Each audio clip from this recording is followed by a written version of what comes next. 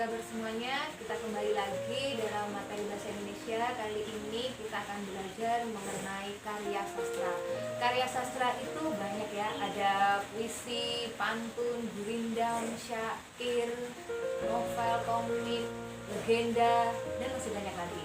Kali ini kita akan belajar mengenai novel ya. Seperti yang ada di depan saya, ini contoh dari buku-buku novel. Novel merupakan suatu karya sastra yang terdiri dari dua unsur pembangun, yaitu unsur intrinsik dan unsur ekstrinsik. Mari kita bahas mengenai unsur pembangun novel tersebut. Unsur intrinsik merupakan unsur utama atau unsur pembangun dari dalam novel yang meliputi tema. Tema itu merupakan ide yang disampaikan oleh penulis ke dalam novel tersebut. Ada tokoh dan penokohan. Tokoh itu merupakan pelakunya dalam cerita itu. Ada tiga, ada protagonis, antagonis, dan tritagonis. Protagonis itu pelaku utama, antagonis lawan dari protagonis, dan tritagonis itu tokoh penengah. Sedangkan penokohan itu merupakan watak karakter dari tokoh tersebut, bisa karakter baik, jahat, penurut, humoris, dan lain-lain. Selanjutnya, latar atau setting. Latar itu merupakan strategi pengarang untuk menghidupkan suatu cerita tersebut, bisa dari tempat, suasana, dan waktu. Sedangkan alur atau bisa juga disebut urutan jalan cerita. Alur ada tiga, ada alur maju, mundur, dan campuran. Berikutnya adanya sudut pandang. Sudut pandang itu merupakan gambaran yang dipakai penulis untuk menentukan suatu peristiwa tersebut. Sudut pandang itu ada sudut pandang orang pertama, orang kedua, dan orang ketiga. Cirinya kalau orang pertama itu tokohnya sebagai aku, sedangkan orang kedua tokohnya kamu, tapi ini jarang sekali ada pada novel. Sedangkan sudut pandang orang ketiga itu dia atau menggunakan nama tokoh. Selanjutnya adanya gaya bahasa. Gaya bahasa ini bisa juga disebut dengan majas, yaitu pemicu minat baca pengarang. Jadi di situ ada kalimat-kalimat yang indah, jadi bisa menggugah perasaan pembaca, emosi pembaca. Yang terakhir, amanat. Amanat itu pesan yang disampaikan penulis melalui novel tersebut.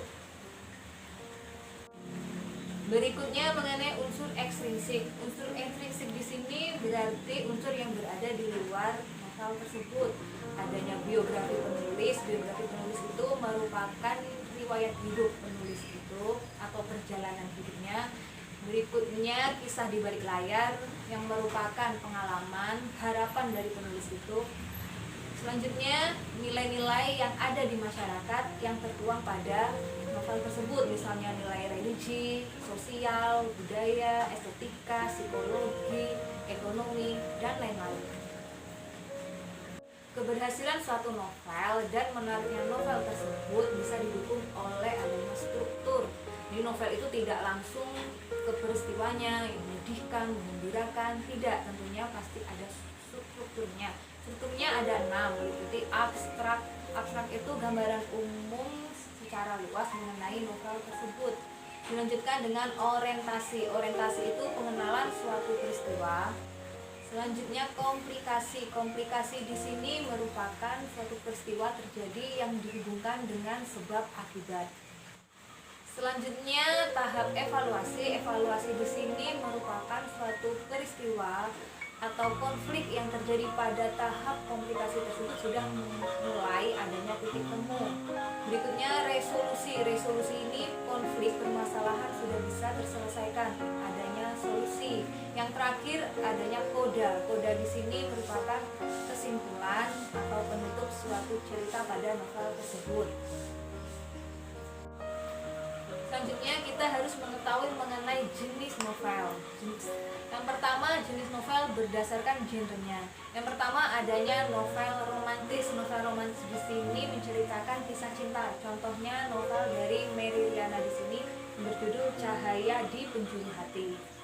Ada pula novel misteri. Novel misteri di sini menceritakan penuh dengan teka-teki.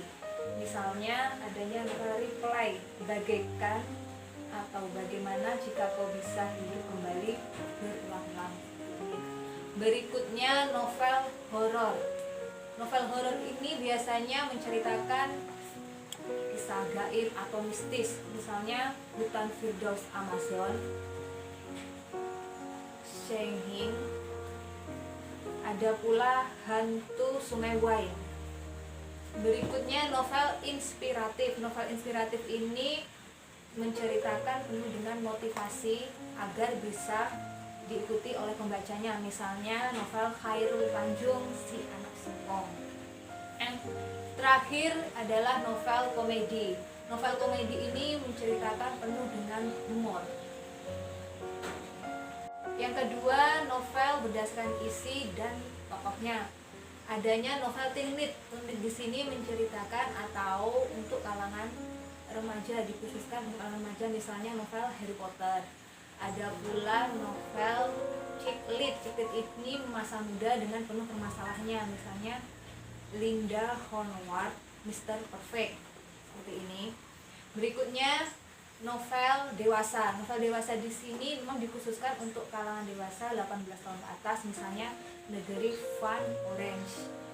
Dan terakhir novel songlit. Songlit di sini diambil dari musik atau lagu.